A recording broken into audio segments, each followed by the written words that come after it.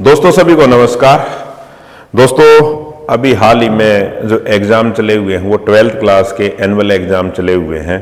कुछ साथी हमारे जो Haryana board of school education है उससे 12th की परीक्षाएं दे रहे हैं, कुछ CBSE से परीक्षाएं दे रहे हैं और लगभग 1 महीने के बाद आप लोगों की ये जो परीक्षाएँ हैं ख़त्म हो जाएंगी। आपके पास फिर आगे चलकर एक पर्सन होगा आपके लिए कि अब मैं एडमिशन लूं तो वो कहाँ पर लूं।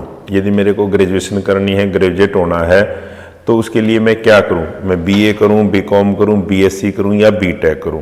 बहुत सारे बच्चों के जो सामने ये परेशानी होती है, वो सिलेक्ट नहीं कर पाते कि आगे चलकर मेरे को अब क्या करना है। और कई बार पेरेंट्स के भी कॉल आते हैं कि सर बताइए हम अपने बच्चों को कौन से सब्जेक्ट दिलाएं कि आगे चलकर इसके लिए ठीक रहेंगे। तो दोस्तों आज इसी विषय पर हम चर्चा करने जा रहे हैं।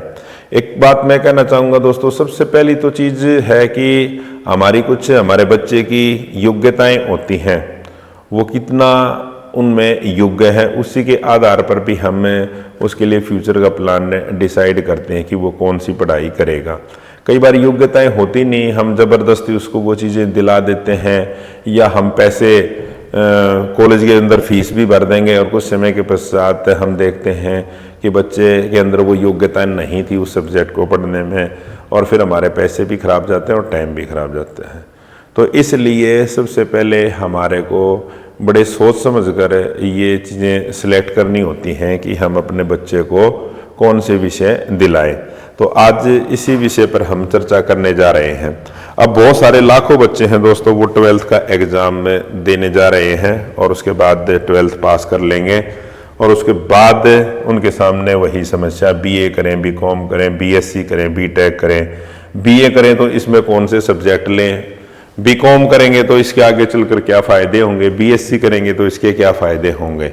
ये बहुत सारे जो प्रश्न है बच्चों के दिमाग के अंदर आते रहते हैं और पेरेंट्स के दिमाग में भी आते रहेंगे।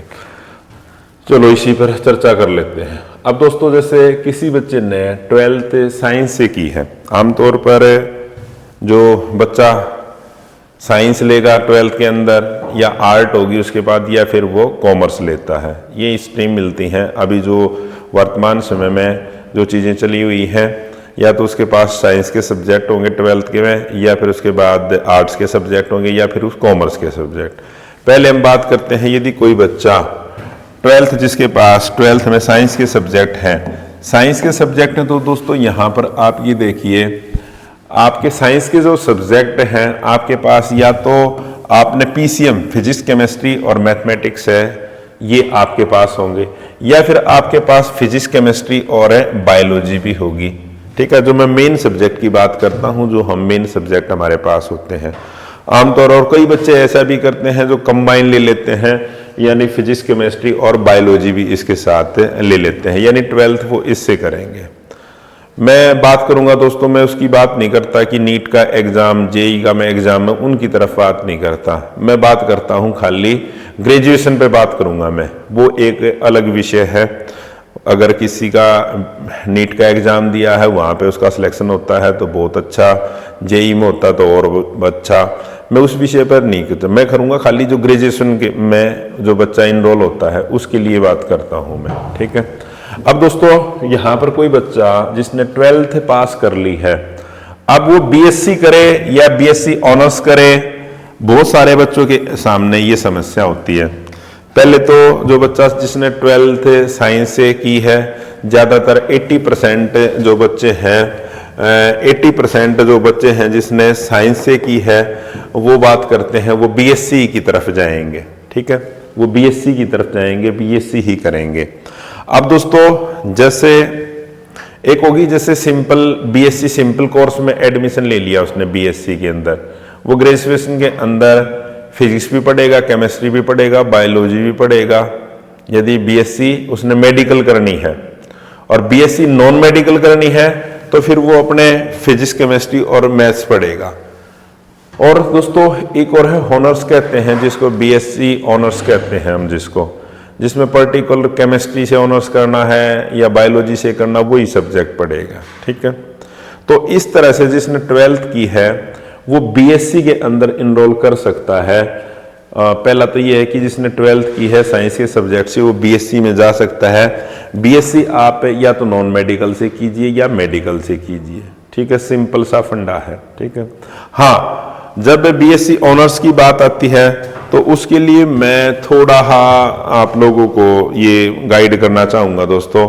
अगर मेरी पर्सनल राय है ना, अगर मेरे से कोई पूछा जाए, बीएससी आप सिंपल कीजिए, ऑनर्स के चक्करों में मत पड़िए। अगर आपको रिसर्च में जाना है आगे चलकर, फिर एमएससी करनी है, पीएचडी करनी है, रिसर्च में जाना है पर्टिकुलर, तो उसमें तो आप जा सकते हो। नहीं तो बीएससी ऑनर्स वाले सब्जेक्ट जो स्टूडेंट हैं उनके साथ क्या प्रॉब्लम आती है, मान लीजिए आपने बीएससी कर ली, ऑनर्स कर लिया, और उसके बाद आप टीचिंग के एग्जाम की तैयारी करना चाहते हो, टीचर बनना चाहते हो, आप टीचर बनना चाहते हो, ठीक है, तो आप बीएड करोगे। आपने बीएससी के बाद आपने बीएड कर ली, ठीक है, आपने कर रखी है, ऑनर्स कर रखी है। जब भी दोस्तों वैकेंसी निकलती है ना, आप जैसे साइंस टीचर के लिए अप्लाई करते हो, साइंस टीचर के लिए अप्लाई करोगे या आप मैथ्स टीचर के लिए अप्लाई करोगे, तो ऑनर्स वाले जो स्टूडेंट हैं जिन्होंने बीएससी ऑनर्स कर रखी है उनको एलिजिबल नहीं माना जाता। ना तो हरियाणा के अंदर भी प्रॉब्लम आती है, हरियाणा में एलिजिबल नहीं होते वो, केवीएस में एलिजिबल नहीं होते, एनवीएस में भी वो एलिजिबल नहीं होते, ठीक है। यहाँ पर क्योंकि यहाँ पर जो मांगते हैं ना, या तो पीसीएम मांगेंगे आपके पास, यानी नॉन मेडिकल से आपके पास बीएससी होनी चाहिए, या फिर वो मांगते हैं आपके पास ये मेडिकल से होनी चाहिए आपकी बीएससी, या साइंस के सब्जेक्ट पर आपको अप्लाई करना है। तो जो ऑनर्स का जो स्टूडेंट होगा उसका सब्जेक्ट कॉम्बिनेशन नहीं बन पाता। तो इसलिए मेरी पर्सनल राय यही है। और बहुत सारी ऐसी जगह भी हैं दोस्तों, कई बार हम जैसे आर्मी के अंदर वैकेंसी निकलती हैं या दूसरे डिपार्टमेंट में भी कई बार वैकेंसी निकलती हैं, वो बीएससी नॉन मेडिकल या बीएससी मेडिकल मांगते हैं, ना कि ऑनर्स को मांगते हैं। तो मैं आप लोगों की ये कहना चाहूंगा कि आप सिंपल बीएससी कीजिए। यदि आपने 12th साइंस से की है और आपका मूड है कि मेरे को बीएससी करनी है, तो मैं कहूंगा आप सिंपल बीएससी कीजिए, ठीक है। आप फिजिक्स केमिस्ट्री और मैथमेटिक्स ले सकते हो, उसके अंदर फिजिक्स केमिस्ट्री बायोलॉजी हो जाएगी आपका। ऑनर्स से बचिए आप, क्योंकि आगे चलकर बहुत लिमिटेड एरिया रह जाएगा जहां पर आप अप्लाई कर पाओगे।